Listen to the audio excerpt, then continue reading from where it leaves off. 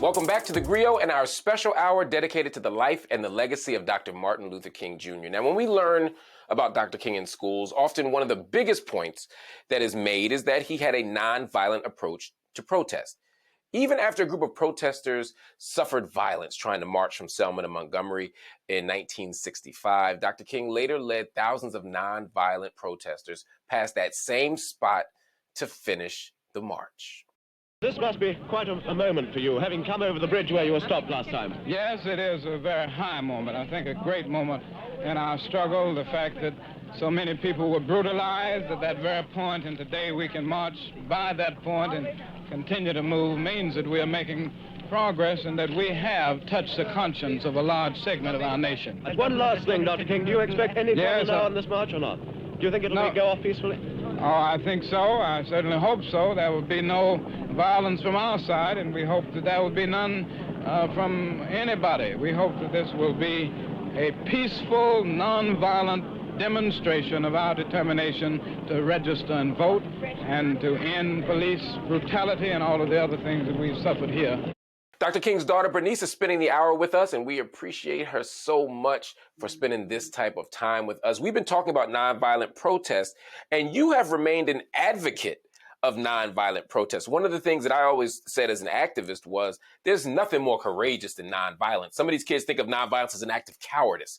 Can you help us understand why it's such a courageous act and why you still think it works? Well, let me clarify one thing. Nonviolence, as taught by and lived, embodied by Martin Luther King Jr. and Coretta Scott King, is different than nonviolent protest. And what I mean by that is nonviolent protest is an aspect of nonviolence. Nonviolence for us at the King Center is a love-centered way of thinking, speaking, acting, and engaging that leads to personal, cultural, and societal transformation. So when we teach it as a way of life. So it's not about, okay, I'm going to put on this coat of nonviolence when I go out in the streets to do what I'm doing. It's about being a nonviolent person overall and having a nonviolent frame of reference in your everyday life and thinking and approach, and even strategizing to bring about change. So when you think about nonviolence, when you get to the stage of protest, it means you've already been through some processes with the people who are considered adversaries or opponents or those who are doing the injustice. A lot of times we rush to the direct action, which is really what the protest fits under. And we haven't done all the rest of the work. And so when people say it doesn't work, is because they haven't really studied it. That's why we have it online now, so that nobody has an excuse, because they can go right there, take the course, go through it, ask the questions they need to ask to themselves while they're going through all of these different exercises, understand the history and how they used it in history, understanding the principal steps, unpacking all this stuff, understanding what nonviolence is, what violence is, because violence is not just physical. Most people will say, this doesn't apply to me. I don't need nonviolence. I'm not violent. I'm saying, whoa. Your speech, your way of thinking, process, and policy. My mother said starving a child is violence. So it's more holistic than a lot of people realize. And it helps you in your personal relationships too. We have a gentleman who's a senior instructor. He said and he used to be a captain of the police force in St. Louis, Missouri. He said it saved his marriage.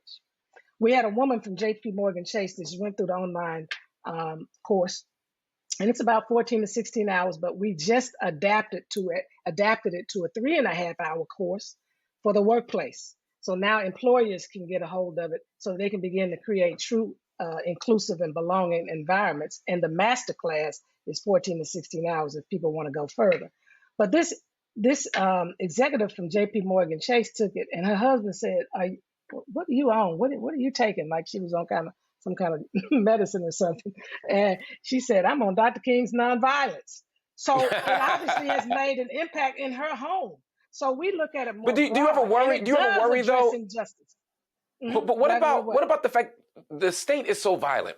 Whether it was, the militarism of the U.S. government in your dad's era, in the war of Vietnam, or whether what we see now around the world, whether we see the poverty, the police beating us in the streets. I mean, I understand nonviolence as a philosophy, as a way of life, as a way of moving through the world, almost like a love ethic of Jesus. I get that. But there are people who would ask, can you persuade a nonviolent state, or excuse me, can you persuade a violent state to ever be anything different than that? Can nonviolence ultimately win out? Well, that's the key word that you said, ultimately. Hmm. People who are looking for a quick fix, go ahead and try the other route, because nonviolence is not a quick fix. And first, it starts with you. Most people are thinking that nonviolence is about the other person. It's about you. It's about your posture and your demeanor. And the more of us that have the right posture and demeanor, the more people you draw into a movement. It's been studied. Erica Chenoweth has studied violent revolutions and nonviolent revolutions. It's documented. Nonviolent revolutions, first of all, attract more adherents. Nobody's just going to sign up for a violent revolution. They're just not, particularly if they're not on the side of the state. So Right. so it just from a practical standpoint, violence just does not work. For Daddy, it was moral and practical. It just doesn't work, and it definitely doesn't work if you're in a minority. So he was able to take what Gandhi did in the majority in India and bring it to a minority population and introduce it. And it worked. It's not about whether they become nonviolent. It's about whether you're able to accomplish some goals, whether you're able to create wins for humanity. That's what we have to focus on. What is the outcome you're seeking in nonviolence? Are you just seeking to destroy people? Because if that's your goal, then it's easy to get to that. Just keep destroying them. But if you're trying to get justice, if you're trying to get equity, you're going to have to use nonviolence in the approach, because you can't get to you can't get to peaceful ends, justice ends through doing injustice yourself. That's the nonviolence keeps you from becoming like the person that you're opposing. That's what it does. It's a discipline. So Wow. yes, it works, but it's an ongoing. It's got to be applied all the time. You can't let up. Period. And people Woo, let up. well, the Lord's still working on me, because I get it. it's I hard, get it. because I see so much violence in this world, and I hate the fact, I can't even imagine what you and your siblings feel. I hate the fact that we lost Dr. King Me too. to evil, to violence. I can Hmm. only imagine what you feel, and so I always think, But we you always know, forget, because we're in our flesh. We lost Jesus violently too, but we haven't lost oof, Jesus, and Jesus hadn't lost this world. It looks that is dark. It is dark, and it's unfortunate. It's tragic. But there is this bigger picture that we will never understand as human beings. I told somebody in 2018 when we had the 50th anniversary. I know this is hard for people to swallow. I said, you know what? If I had an opportunity to have my father back, would I take him back? And I told people, you know what? I would have my life exactly like it was, because I cannot my God. even shudder to think what our world would be without Dr. King and what he went through and had to ultimately lose his life doing. I Now can't think of anything else. that's some spiritual maturity right there. I will want my daddy Oh, back, it took me and I, time. It took me time, because I wanted him yeah, back initially, and I was pissed too. I went through some pissed times. Trust me. I remember I'm when we glad used to to hear go to that. the. I remember we used to go to the graveside, lay in a wreath, and I was like, "Why do we have to share this with everybody? This is our moment. This is my daddy. I want my moment." I remember coming out of Mississippi burning, wanting to kill every white person. So trust me, I've been through those seasons of woo-wee.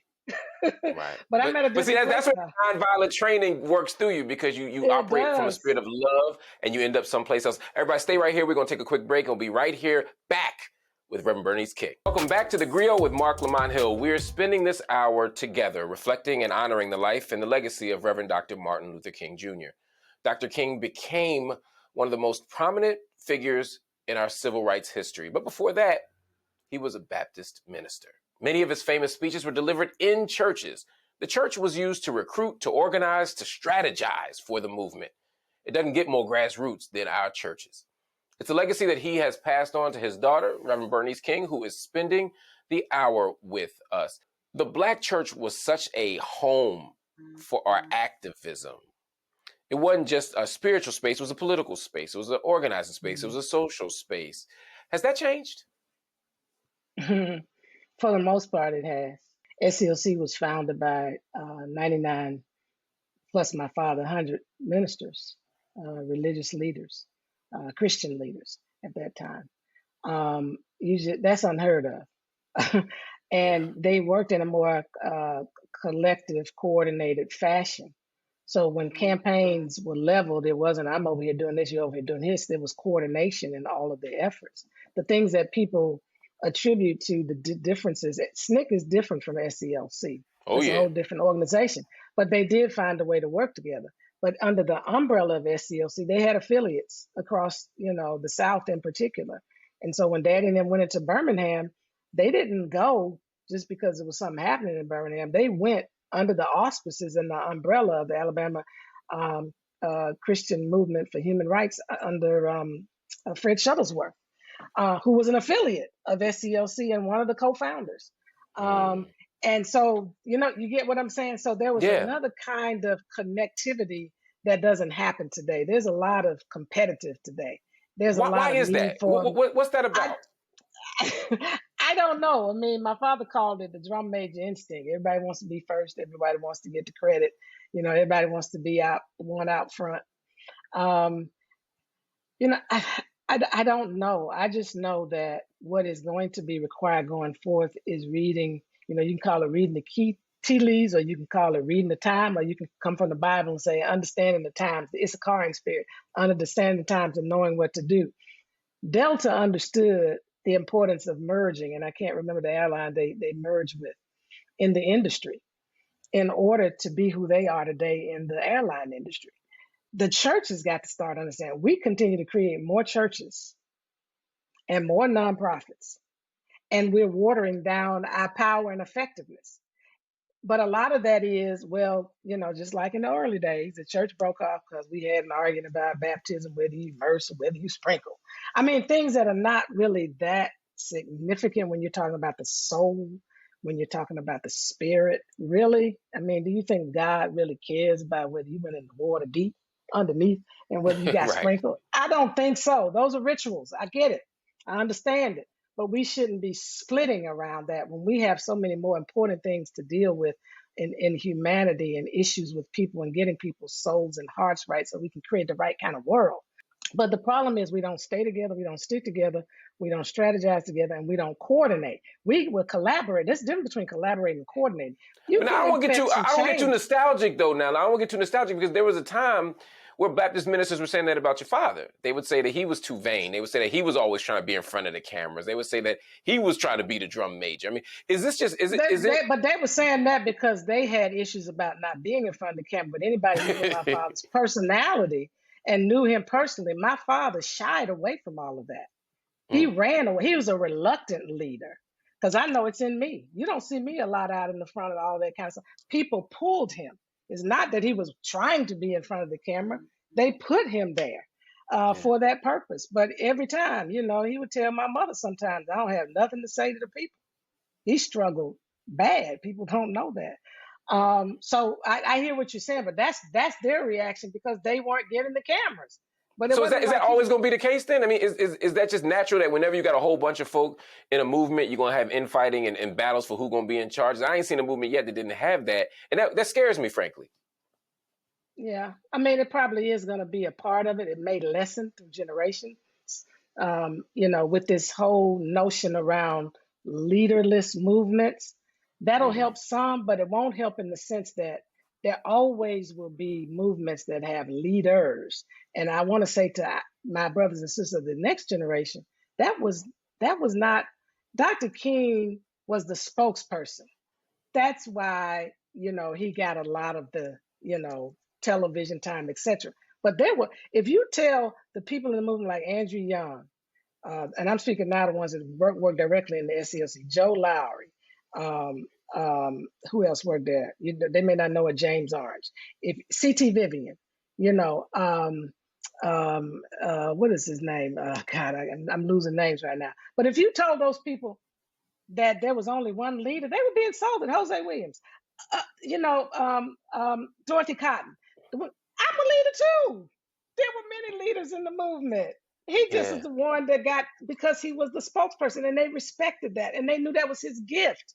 And they were able to yield to that. When you know what you're gifted, now everybody wants to be the spokesperson. Everybody wants to have a platform. Everybody wants to be the Yes. talker. And maybe you're not supposed to be because you're not the most effective with the people. So we got to work all of this out. That's why he said in his book, Where Do We Go From Here? Chaos or Community, that the nettlesome task going forward is to discover how to organize our strengths into compelling power. Organizing our strengths. We got to be honest about strengths. 5 people may be excellent speakers. Know the crowd. Is this the right person for this? There were times when Daddy knew, Hosea needed to go in there. And he was okay with that. Because he understood in this moment that crowd needed to hear from Hosea when he knew the gifts of the people that he worked with. Learn that in these organizations and be okay with not being in the spotlight. And maybe the Ooh, that's spotlight will good. come to you at one time, but it ain't even about that. It's Right. It's about about us working justice. strategically together and getting a win for humanity. And it is for humanity. It's not just for Black people. That's a danger. That When they won that's when they won in Montgomery, he said, "Look, I want y'all to understand this is not a win of white people. This is a win for justice because these white people now have to learn how to live with us side by side. So we can't be like, yeah, we won over you, yeah. Because what is that going to do for the community? It's going to perpetuate something, And although it was difficult initially, it worked itself out, and that's what nonviolence eventually, as you said, ultimately does."